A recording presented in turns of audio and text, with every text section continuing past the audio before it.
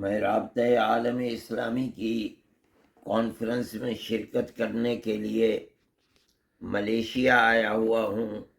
مجھے یہاں آ کر پتہ چلا کہ ہندوستان میں راجستھان کے شہر ادے پور میں ایک واقعہ پیش آیا۔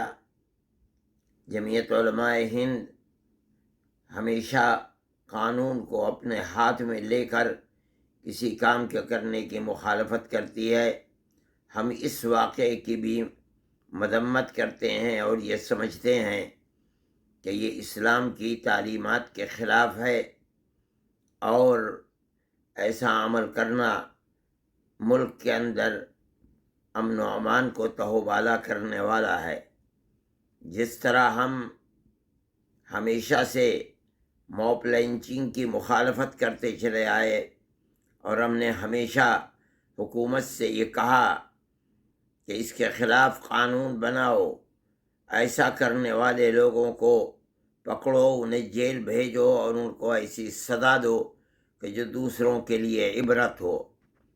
ہم اسی طرح اس کی بھی مذمت کرتے ہیں، اور قانون یہاں بھی اپنا کام کرے گا۔ ملک کے اندر ضروری ہے کہ جس طرح ہم ہزاروں سال سے ملک کے اندر بھائی چارگی اور محبت کا پیغام دیتے چلے آئے ہیں اور بھائی چارگی کے ساتھ زندگی گزار رہے تھے اور گزارتے چلے آئے ہیں، ہمیں اسی کو فروغ دینا چاہیے۔ ملک کی سلامتی اسی کے اندر ہے، گورنمنٹ کو وہی کام کرنے چاہیے۔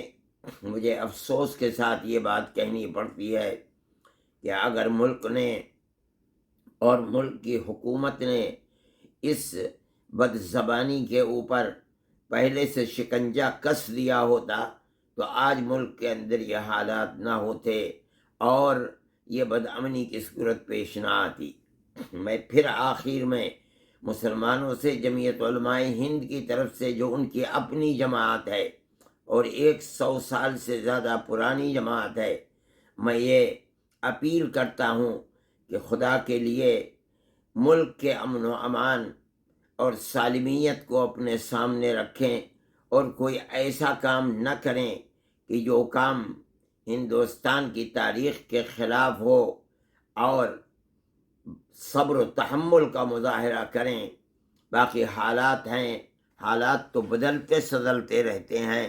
آج اگر یہ صورتحال ہے تو کل کو انشاءاللہ یہ صورتحال ختم بھی ہوگی۔